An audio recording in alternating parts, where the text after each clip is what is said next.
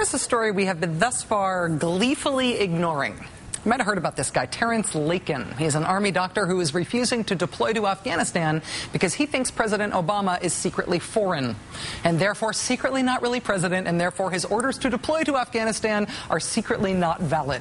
For that refusal, Dr. Lakin is facing a court-martial. Now, we have been blissfully ignoring Lieutenant Colonel Lakin's case because, well, he's clearly some random birther guy who is interesting for his randomness, but it's not really news.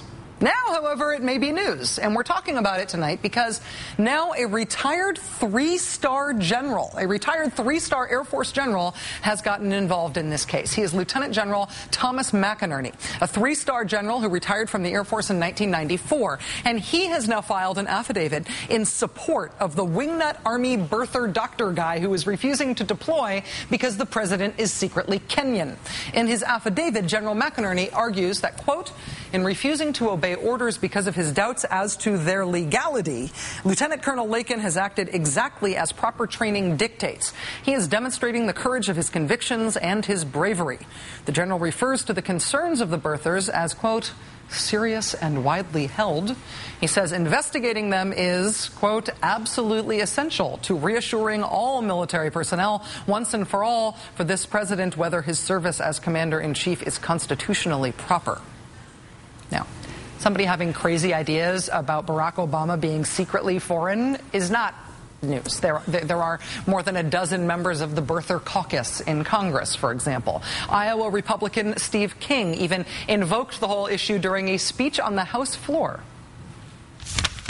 A little baby with ink on their foot, stamped right there on the birth certificate. There's one in this country we haven't seen, but beyond this stuff getting into the congressional record through geniuses like Steve King, of course, there's also dentist/realtor/lawyer/birther queen Orly Tates. She even ran for Secretary of State in the Republican primary in California, and she got 25% of the vote.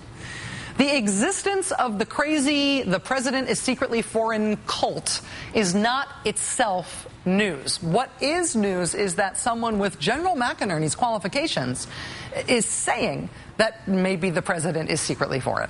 What's news is that a retired Air Force general is lending his three-star credibility to a conspiracy theory that is this whack. However, if you take a look at what else General McInerney has lent his credibility to, you might want to add an asterisk to any assertions of his credibility. Nobody can take his 3 stars away. His rank is his rank. His military experience is his military experience. But consider also what General McInerney says happened to the weapons of mass destruction in Iraq. I think the fact is that the Russians moved large stocks out in the fall of 2002. They went into 3 locations into Syria and 1 location in the Bekaa Valley. And if you get in there and if you found those weapons and found the precursors, the fingerprints would go back to Russia, China, and France. See, in General McInerney's professional opinion, as a retired general, we didn't find WMD in Iraq because they were spirited away just before the invasion by Russians. Also China and France, not France.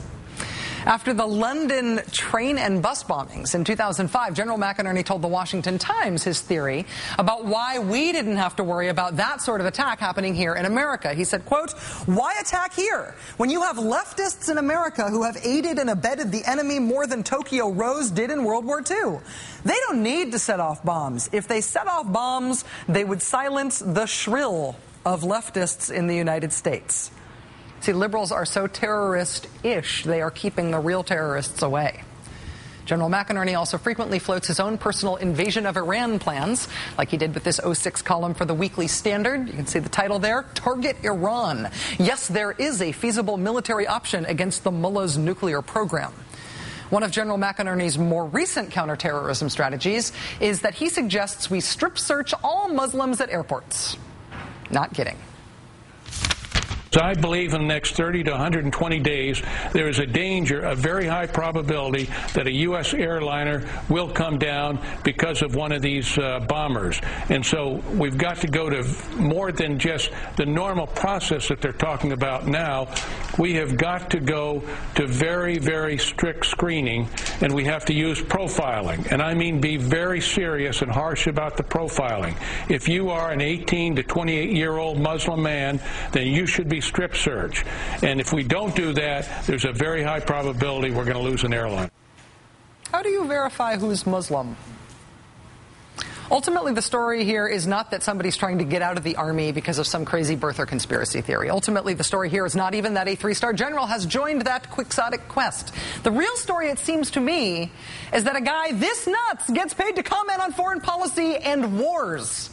The birther general is on Fox News' payroll. He's their go-to guy for high-minded reporting on Muslim strip searching, French people stealing WMDs, assurances of how easy it would be to wage war on Iran, and now maybe the president's birth certificate, too. He's their guy. We report, you freak out.